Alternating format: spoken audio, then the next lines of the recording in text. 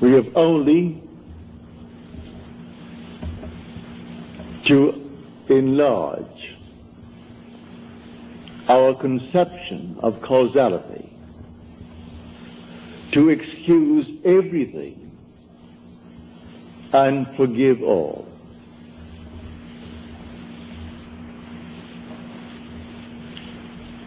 Now let me just state one little thought from Scripture first before we unfold it. As we are told in the 25th chapter of Genesis, in your limbs lie nations twain, rival races from their birth. One the mastery will gain, the younger or the elder reign. The first one is the sense man. I'm now looking at this room and all within it, and that is the sense man. My normal apprehension of corporeal objects, just like this room and the contents, I call sense perceived. That which is not present, and yet I perceive them, I call that imagination. That is destined to rule. That is the second man, the Lord from heaven. The first man is of the earth, a man of dust. The second is from heaven. So here we are in this world, and this is the world of this dual state within every child born of woman. And so we have the physical man, the man of dust, and then we have the spiritual man, the man of imagination. That is the immortal man. When I see this picture of the duality of man and how all things are created by this hidden man, I forgive everything in this world that the physical man does.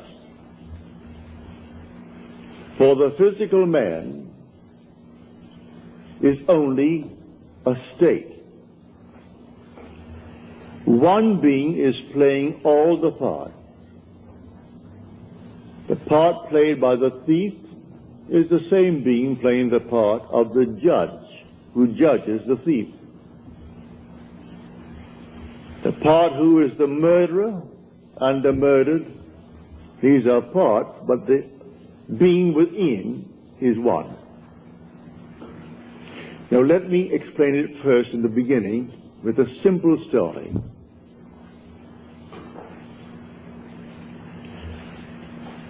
About 8 years ago, I was in New York for a month,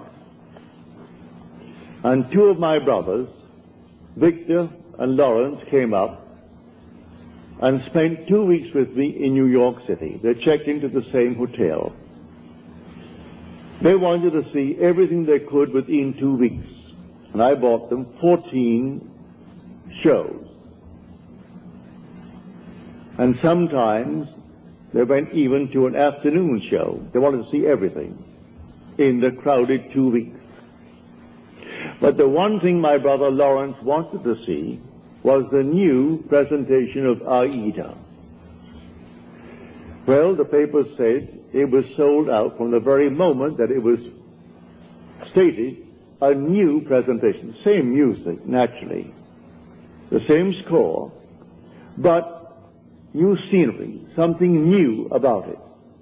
And this captured the imagination of all opera lovers, and they all wanted to see Aida. The one thing he wanted to see was Aida. But the papers had huge big ads. Not one seat is available. Come down and buy seats for the other shows. And this was the old opera house around 40th Street and Broadway. It ran from Broadway to 7th, the old Metropolitan. So this morning we set out. I said, it doesn't really matter. I said, let us go. We have to go down and have lunch anyway. We will go and just see. We got there, and these huge big signs on the outside, no seats for Aida available. And they were plastered all over the Metropolitan. I went in, and there were 3 lines leading towards the 3 windows, selling tickets for the entire season. And there was no seat for Aida. I got into the first line. It was a very long line. Then I saw the 3rd line from me moving more rapidly than the 1st and the 2nd. So I moved over to that line. Then we all moved rapidly forward.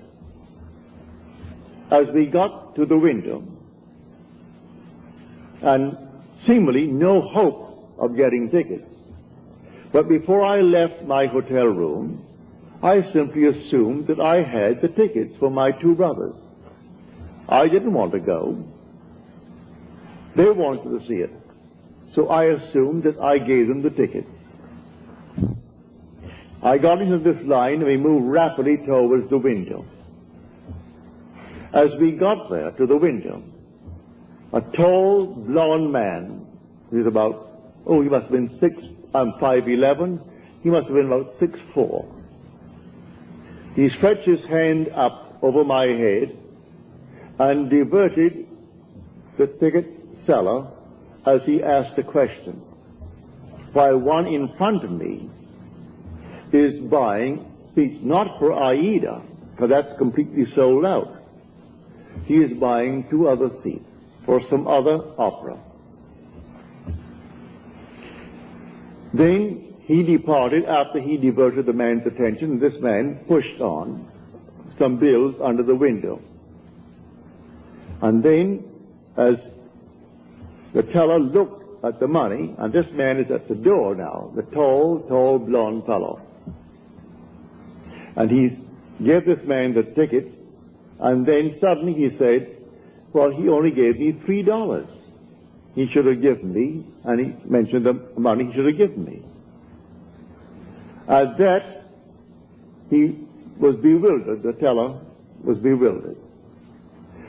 I turned around and I screamed at that tall blonde. I said, sir.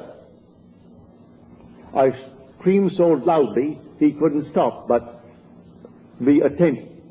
He turned around and I said, come back here. You're wanted. He came back like a little child being led by the nose. He came back and he said, what's wrong? And the man said, this is all that he gave me. 2 $1 bills. He said, oh no, he didn't. He gave you 2 10s. Then I said, no, you didn't. I was standing right here. I saw what you did. You gave him 2 $1 bills. That's all that you gave him. The man is flabbergasted. He was so completely dumbfounded, he didn't know what to do. I said, I am standing here. I saw exactly what was done. Then he opened up his purse, and here was a stack of 1s, and he had a $20 bill and 2 10s. He said to the man, when will you discover your mistake? Because I gave you 2 10s. And the man said to him, at the end of the season. And with that, it was closed. And the man then took out the money and paid for the ticket and took back his 2 1s. Then I say to him, I want 2 seats for Aida tonight. And I want them in the horseshoe circle. I want them center. He said, yes, sir. And he took from what is called the VIP. They always keep a few out though the house is sold out, they always keep a few seats for those who are coming, called the very important people. But I am certainly not a very important person. But I saved him from the loss of $20. And he quickly took the 2 seats out and said to me, $20. I gave him the $20, went back and gave the 2 seats to my brothers. Now, a state called a thief. These 2 men have chosen to be thieves in their world. They're con men. It's perfectly all right. God made everything for its purpose, even the wicked for the time of trouble. Read that in the 16th chapter, the 4th verse of Proverbs. He made everything for its purpose, even the wicked for the day of trouble. Well, the day of trouble may not be a war. I was troubled. How to get these tickets? That's a moment of trouble. And I simply assumed that I had them. And I simply played my part in my imagination before I left my hotel room, that my brothers are going to see this show this night of Aida, the new presentation of Aida. Then 2 who have already given themselves over to the state of a thief. They had to actually come right into the line. I took the first line, then I moved over to the 3rd line because I saw it moving more rapidly. So he comes over to the 3rd line and plays his part beautifully. If he had not done what he did, I would not have received those tickets because I am not a very important person. But the man looked me in the eyes and said, here is an honest man. As far as he is concerned, I am an honest man who saved him from losing $20. And so he quickly took out the 2 seats. I paid for them, naturally, he didn't give them to me. I was willing to pay for my seats, but you couldn't buy them. All over the place, sold out, sold out, sold out, all over the Metropolitan Opera. You could paste it on the wall, and in a huge big ad in the paper, Aida is sold out. And I went that day and got those seats right in the circle, in center row for my 2 brothers, because one man played his part beautifully. He had given himself over to a con man. He finds it easier to make a living being a con man. There are those who are pickpockets. There are schools that teach people to be pickpockets. Do you know that? They come right out of the school and go into a profession. All right, that's their part. They play that part. Now you play your part beautifully, and one of them can be instrumental in getting you what you want in this world. So I wanted 2 seats for Aida. Were it not for a con man in that world, I would not have had those 2 seats. So he comes into the line where I was in the line. He comes forward, and just as I got to the ticket window, he puts his hand over my head to divert the man's attention. And the one in front of me, who is buying 2 seats, not for Aida because you can't get them. He is buying 2 seats for something else. And he puts out $2 bills instead of 2 10s. And then this man starts, and I turned around as though I was inspired. And with my full voice, I said, "Sir, come back here." He had to come back. So he came on back just like a little child and stood next to me, and he looked down at me. He wouldn't dare budge. When I said, "You didn't give him anything more than what he's showing you now. You give him exactly what he's showing you." Because I was here and I stood next to you. He was helpless. He couldn't hit me. He was many inches my height. I'm 5'11", and he may be about 6'5" or more. A strong, strapping blonde.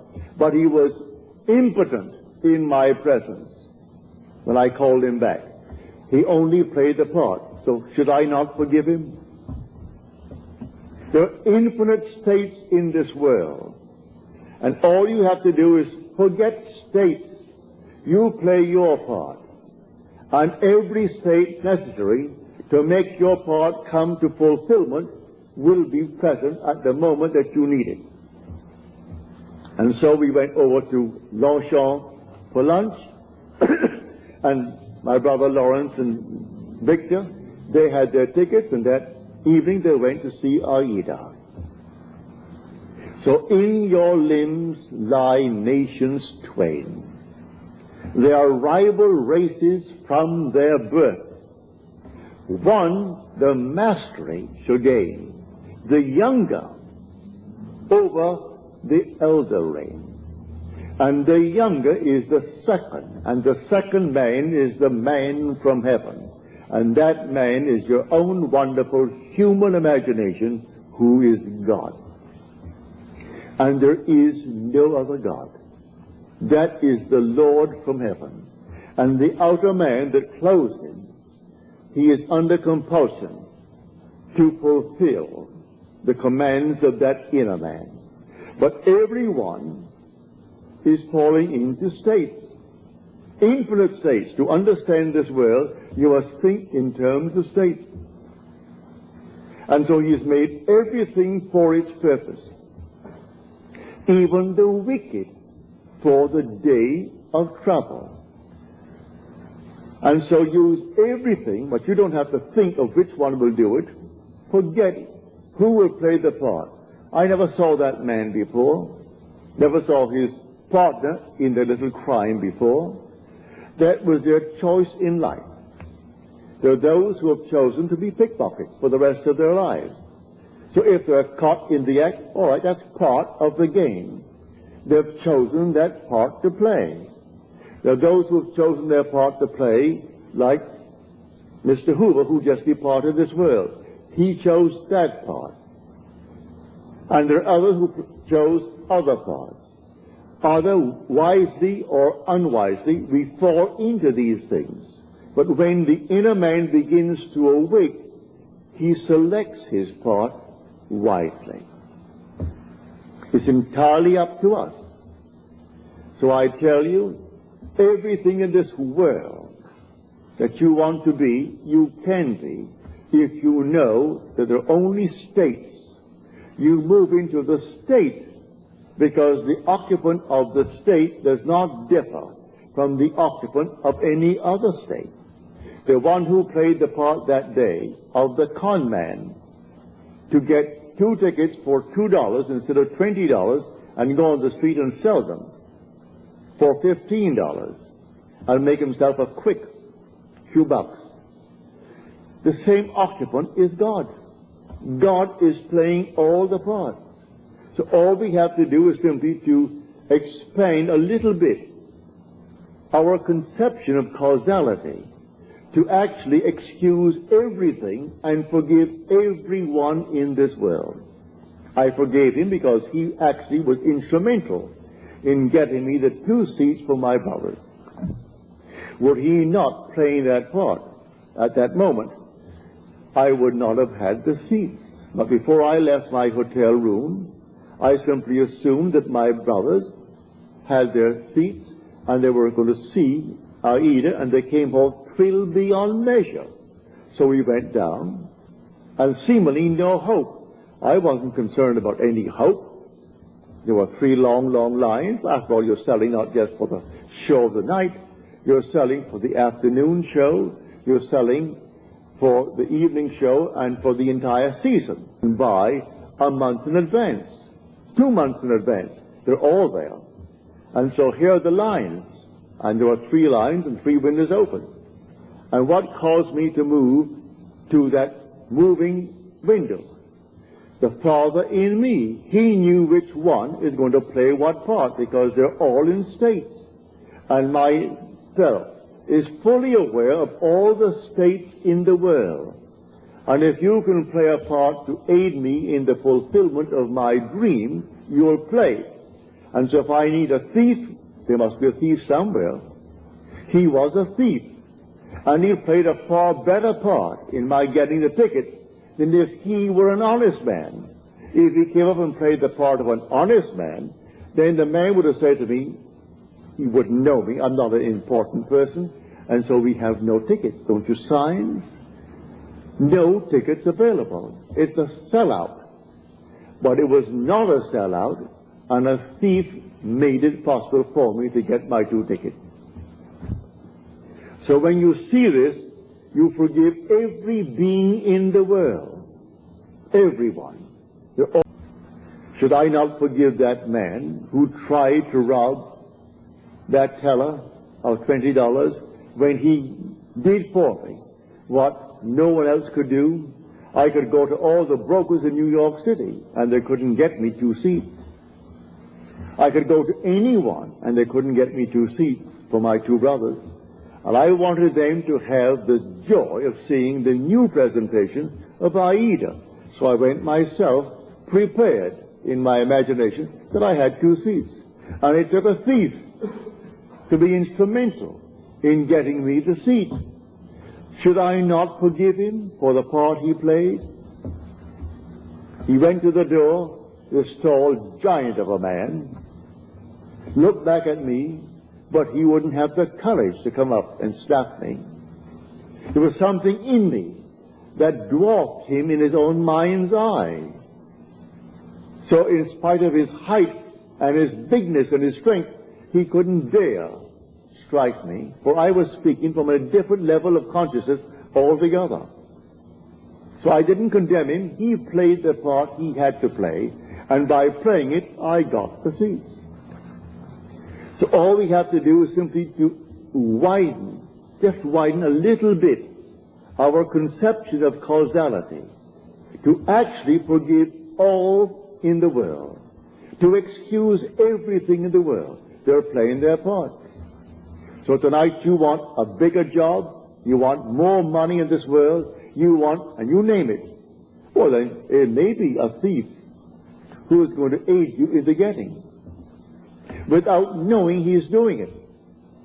Don't judge him, don't condemn him, just simply, you go forward, knowing that I have ways and means that the physical man knows not of. My ways, the inner man's ways, are past finding out. And you simply go forward in the assumption that you have already achieved what now is only a wish as far as the world is concerned.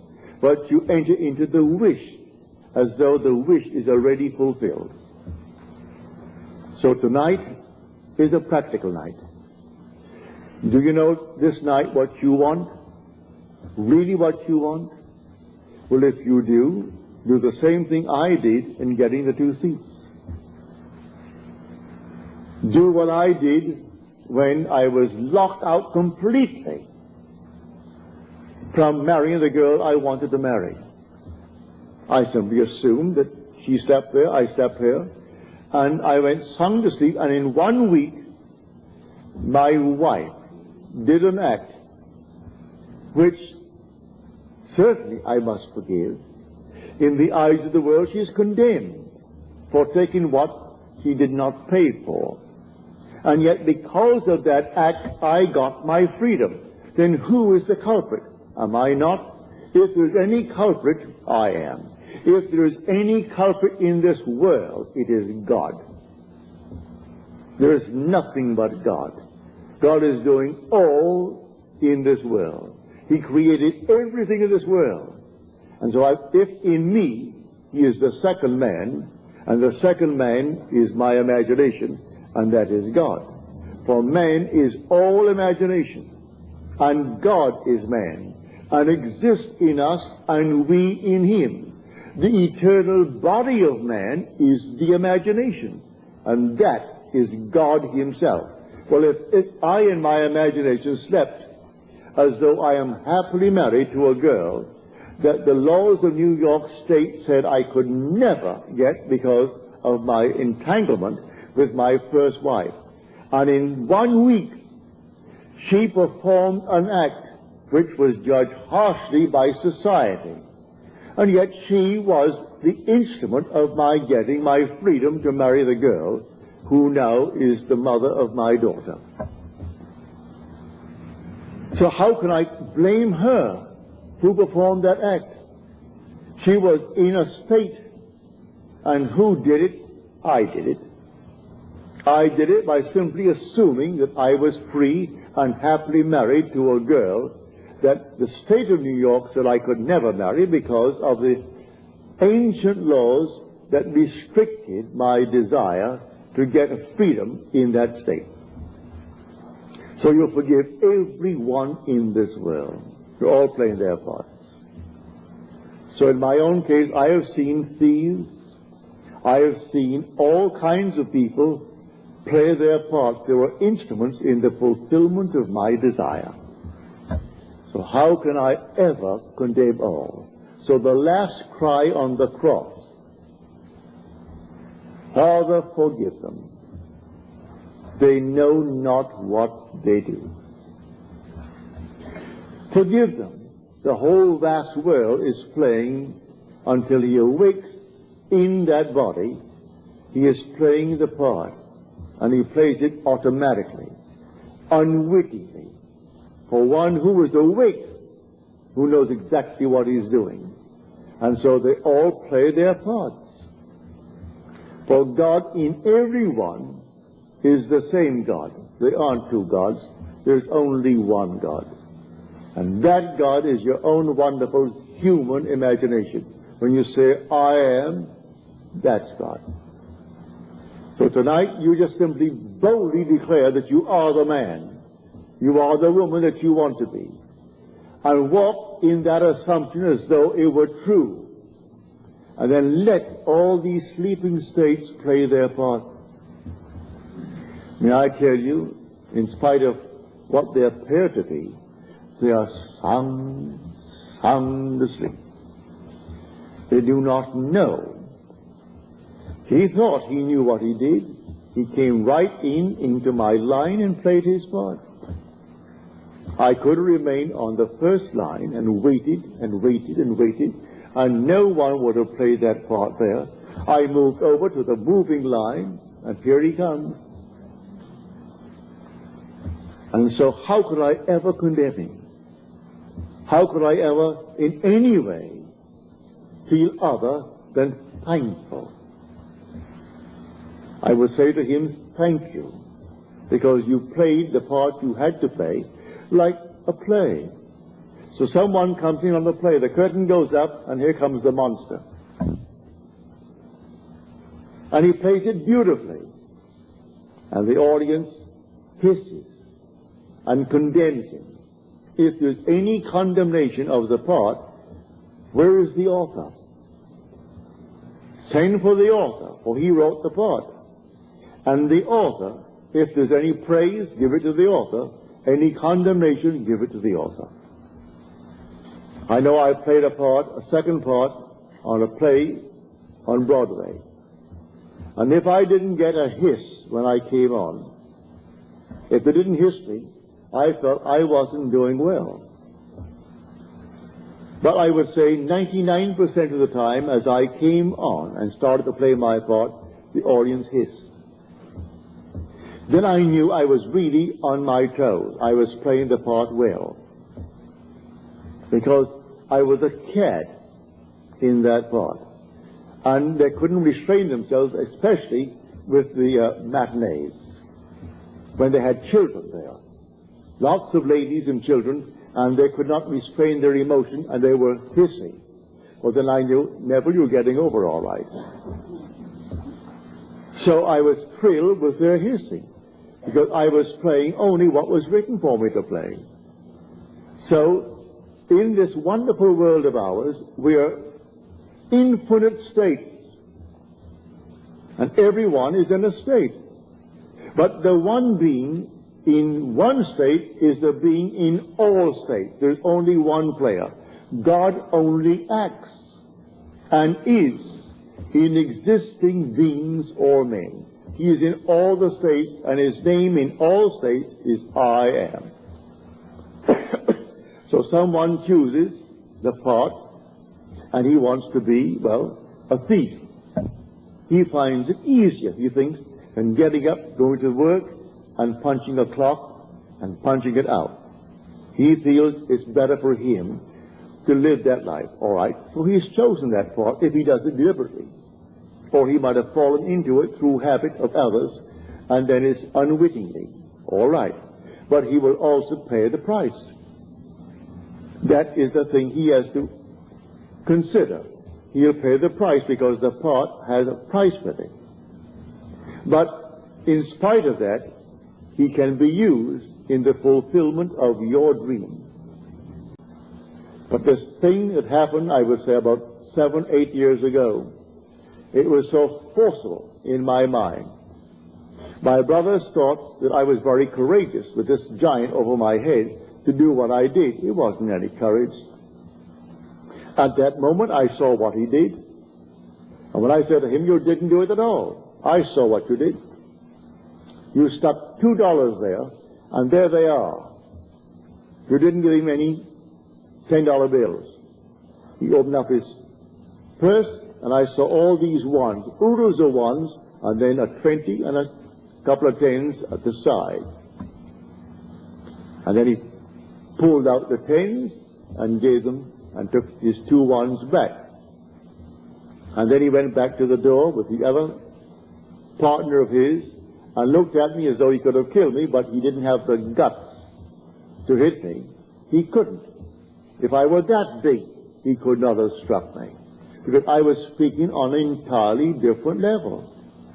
And on that level, when I knew I was going to get my seats, that's all that concerned me, here comes the 2 seats.